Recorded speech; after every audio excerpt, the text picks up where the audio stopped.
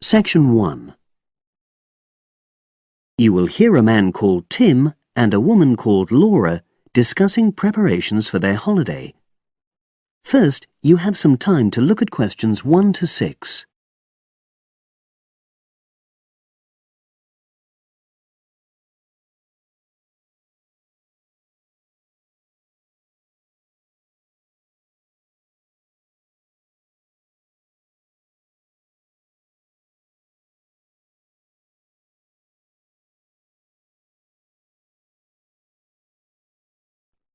Now we shall begin.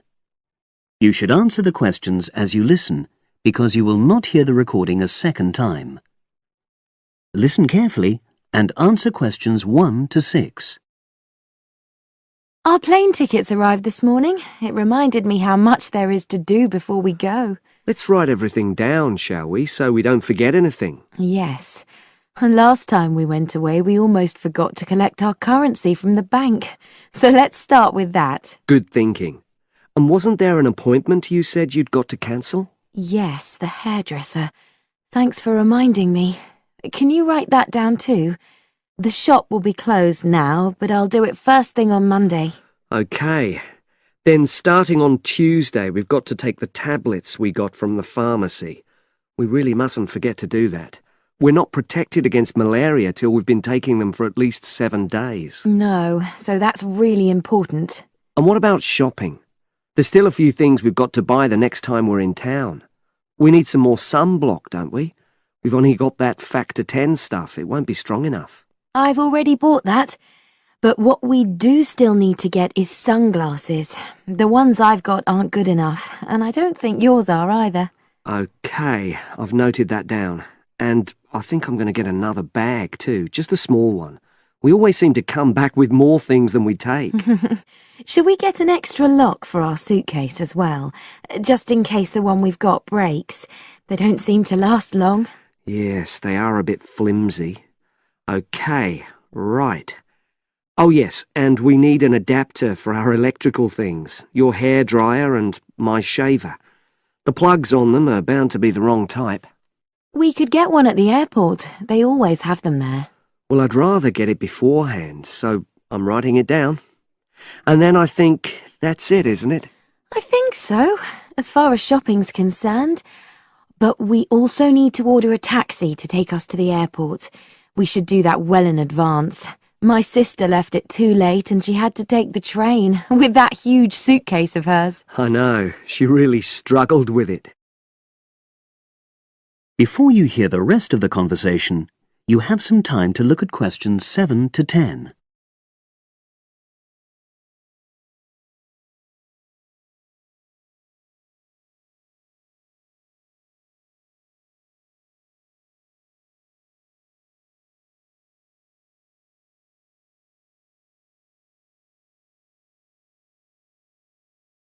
Now listen and answer questions 7 to 10.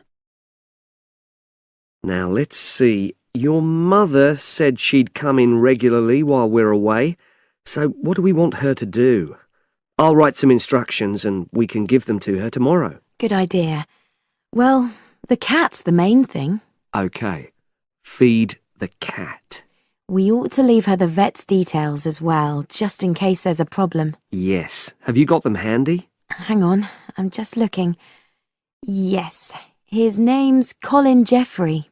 Is that spelt with a G? Actually, it's Jeffrey. Quite an unusual spelling, isn't it? And his number? 077 594 128. It's a mobile. OK. And you should write down where it is. It's 4 Street, not sure what number, but it's next to the bus stop, isn't it? That's not a very good landmark, but it's on the other side of the road to the church, so I'll tell her that. Let's hope she won't need a vet anyway. Yes. Right, apart from that, there are the plants to water.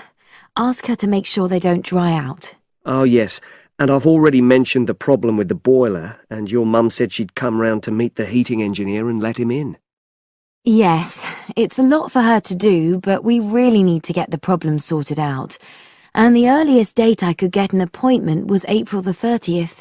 Isn't it the day after we go? Yes, we leave on the 29th, and she'll have to hang around till the job's finished. Oh, well, she won't mind, I'm sure. She likes helping people out. Yes, she does. OK. That's it then, I think. Unless you can think of anything else. Not at the moment. Leave the list there and I'll add to it. That is the end of section 1. You now have half a minute to check your answers.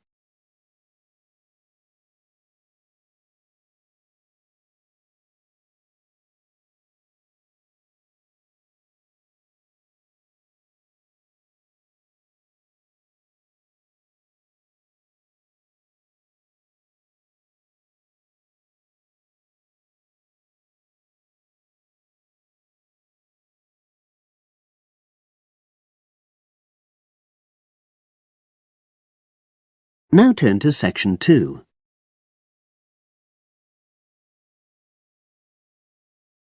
Section 2. You will hear a talk on local radio about a short film festival in the town of Adborne. Now you have some time to look at questions 11 to 16.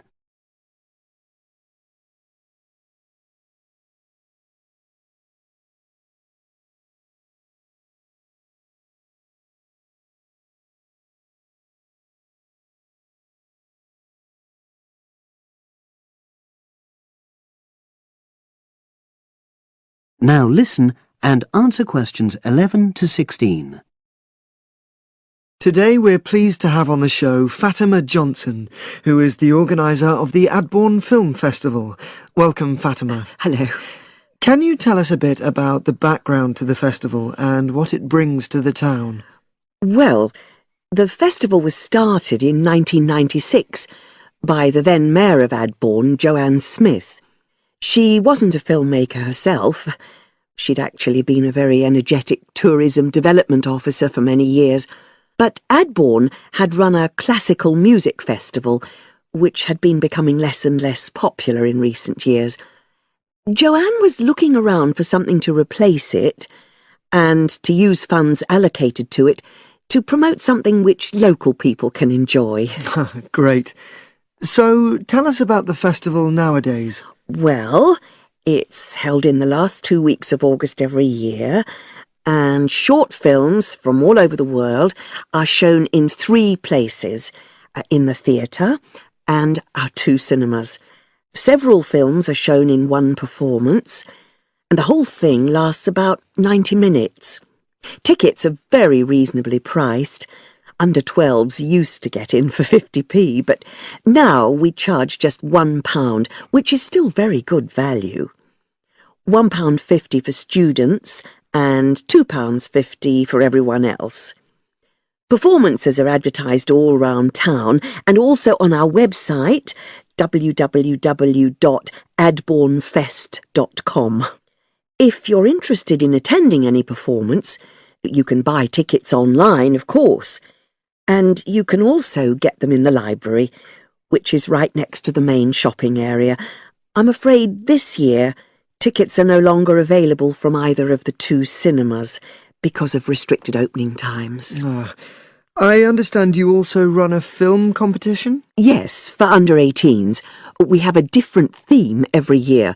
Last year, for example, the theme was Future Planet, and the winner was a 10-minute documentary encouraging youngsters to be more aware of environmental issues, focusing on getting school kids to cycle to school instead of going by car.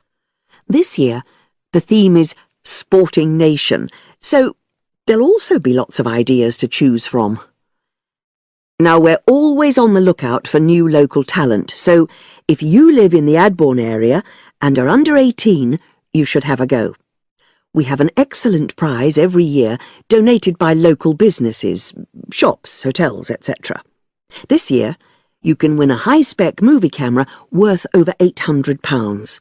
Application forms are on the website, And the deadline for sending in your film to enter the competition is the last day of July.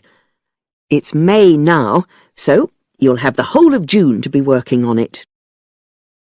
Now you have some time to look at questions 17 to 20.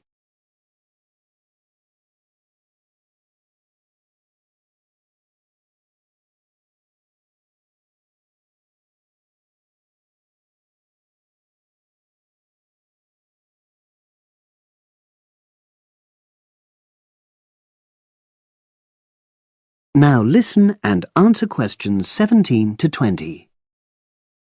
And what are the judges looking for?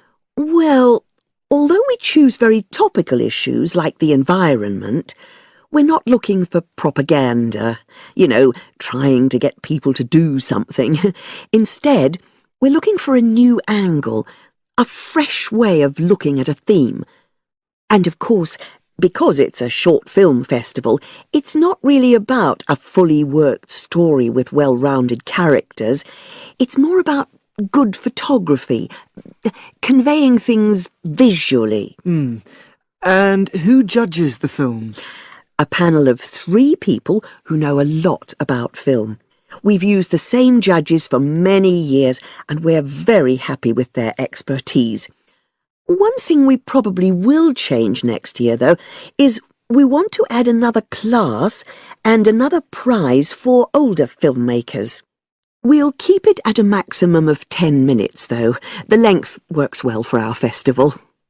We also want to use different venues for the film shows, such as community centres and at least one school. It might make performances more accessible to a wider audience. We did explore the possibility of having late-night showings, but that's unlikely to happen in the coming year. So, as I say, if anyone's interested in submitting a film for our competition, go onto our website and you'll be able to access everything.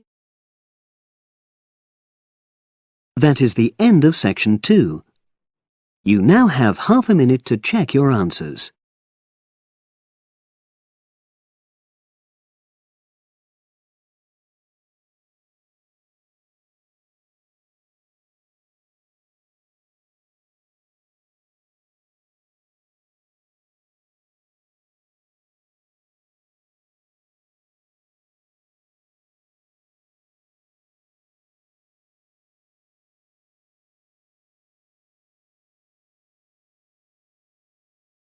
Now turn to section 3.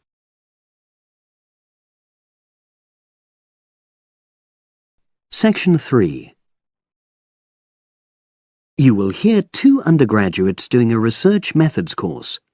A girl called Leela and a boy called Jake having a seminar with their tutor.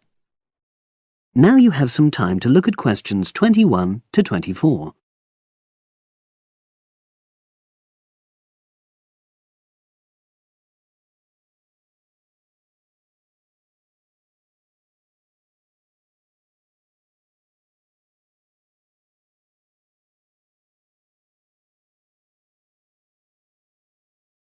Now listen and answer questions 21 to 24. So the task I gave you both was to choose an article about a small-scale research project. Yes. You were then required to try to reproduce the research procedures in your own context, i.e. try it out for yourselves. Yeah, and that's what we've done. Great. So I'd like you to tell me a bit about the article and why you chose it. Well, the article's written by 2 university lecturers who had started using crosswords to help their students revise terminology for exams. And the crosswords were designed and set on computers. And we selected the article because, well, it seemed an accessible topic, even though we weren't familiar with the technique. You know, using IT to design crosswords for higher education. That's a good reason. So these lecturers wanted to see how well this innovation was received by their students. Yes. So how did you go about reproducing the research? Well, we drew up a list of terms from one of our own modules and designed a crossword for revising these terms. Then we asked our classmates to try out the crossword and give us feedback, their opinions on how they felt about using the technique. Was it easy to find participants? It wasn't easy at first, but then we convinced them that by taking part in the research, they were actually benefiting themselves by preparing for an exam which is coming up later this term. And it worked. Good. So how did you find out what the students thought about doing the crosswords? A questionnaire. The original article used a 2-page long questionnaire. There were lots of excellent questions on it, but the whole section on difficulties using IT is now obsolete. Old-fashioned even though it had only been written a couple of years ago. So you designed a shorter version? Yeah. Then we sent it to the 40 students by email and got 28 replies. I was taken aback by the fact that everybody we talked to thought this was a good return. I mean, the responses were well written.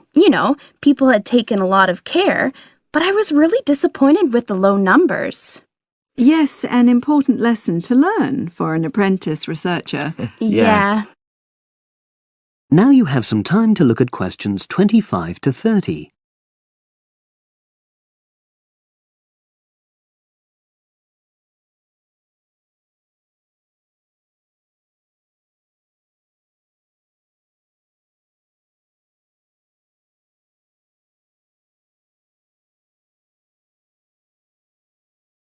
Now listen and answer questions 25 to 30.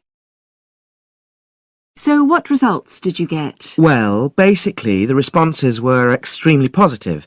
The students said that doing the crossword on a computer helped them really focus on the work in hand and not be distracted, which is something that commonly happens with other ways of doing revision. Yeah, that was really clear. But something that struck me was that having fun hardly featured in their responses, nor did anything to do with spelling of hard words, which I thought would be an obvious benefit. No? Okay. Respondents also said that doing the crossword hadn't really increased their general motivation to study, but that it had highlighted the gaps in their memory so they knew what further work was necessary. Right. So how did your findings tally with those of the original researchers? There were lots of similarities, but... There were probably two main differences. We found that more males than females liked the technique, whereas the original study found the reverse. Also, our respondents said they wouldn't mind doing a crossword as a final official exam, whereas in the original study, students said they would hate doing it even if it meant having a shorter test. But of course, both sets of respondents said they'd be interested in doing more crosswords for informal purposes, revision, and so forth. Right. So let's have a think about the whole project and what you've learned from doing it. Well, it was very time-consuming. Yeah, and I don't think we managed that aspect very well. It could have been worse. I mean, we didn't have a lot of data, so we didn't have to spend ages processing it. And of course, we'd already done a course on numerical data processing, so there wasn't much new there. Yeah, that's true. Anyway, I think we designed our questions well so that they gave us manageable data. Yeah, it really helped having the original study to guide us, as it were. And that helped us to see what a good research instrument is. What a good questionnaire should be like. Absolutely. We got a lot from that. But when we were writing up the project, I'm not sure whether we'll know how to acknowledge the work of the original study. Our referencing. No, that's something we'll both have to work on in the future. Actually, that part's been great. Finding ways to share and support another person. That's the real plus from the project, learning ways to do that. Well, it's obviously been very successful. That is the end of section 3. You now have half a minute to check your answers.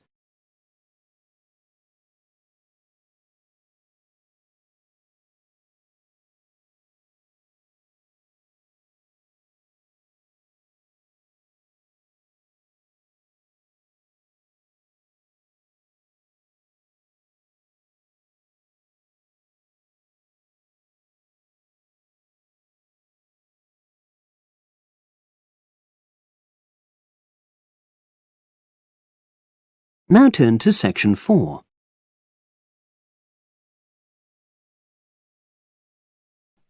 Section 4. You will hear a postgraduate psychology student talking to other students about a job satisfaction study he has investigated. Before you listen, you have some time to look at questions 31 to 40.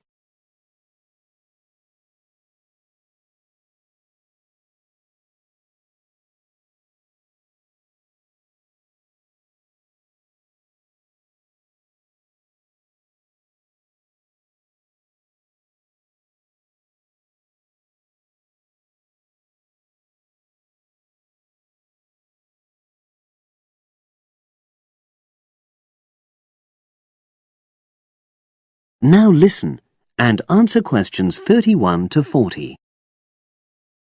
Good morning, everyone.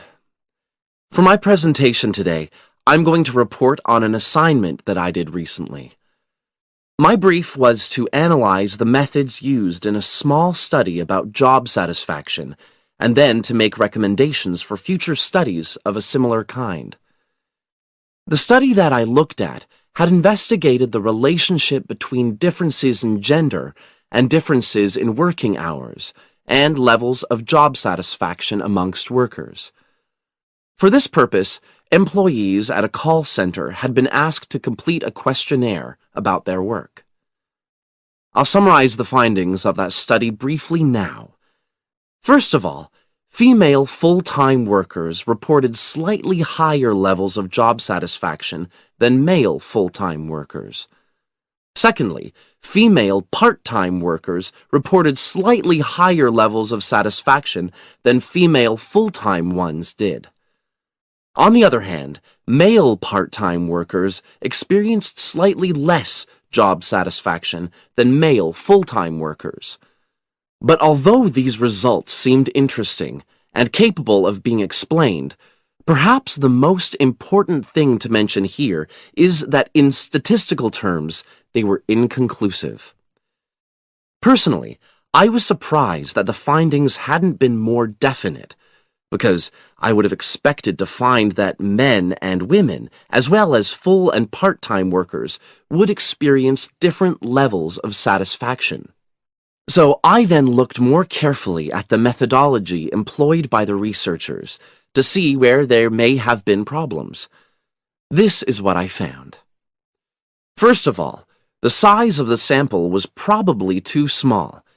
The overall total of workers who took part in the survey was 223, which sounds quite a lot, but they had to be divided up into subgroups. Also, the numbers in the different subgroups were unequal. For example, there were 154 workers in the full-time group, but only 69 in the part-time group. And amongst this part-time group, only 10 were male, compared to 59 who were female. Secondly, although quite a large number of people had been asked to take part in the survey, the response was disappointingly low. A lot of them just ignored the invitation. And workers who did respond may have differed in important respects from those who didn't. Thirdly, as the questionnaires had been posted to the call center for distribution, the researchers had had very limited control over the conditions in which participants completed them. For instance, their responses to questions may have been influenced by the views of their colleagues. All these problems may have biased the results.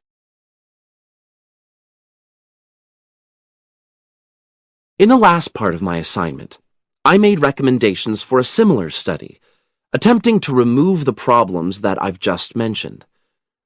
Firstly, a much larger sample should be targeted, and care should be taken to ensure that equal numbers of both genders and both full and part-time workers are surveyed.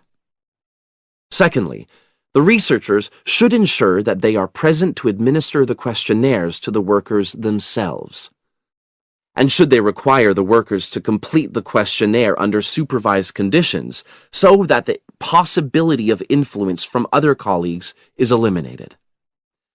Finally, as workers may be unwilling to provide details of their job satisfaction when they are on work premises, It's important that the researchers reassure them that their responses will remain confidential, and also that they have the right to withdraw from the study at any time if they want to. By taking measures like these, the reliability of the responses to the questionnaires is likely to be increased, and any comparisons that are made are likely to be more valid. So, that was a summary of my assignment. Does anyone have any questions? That is the end of section 4. You now have half a minute to check your answers.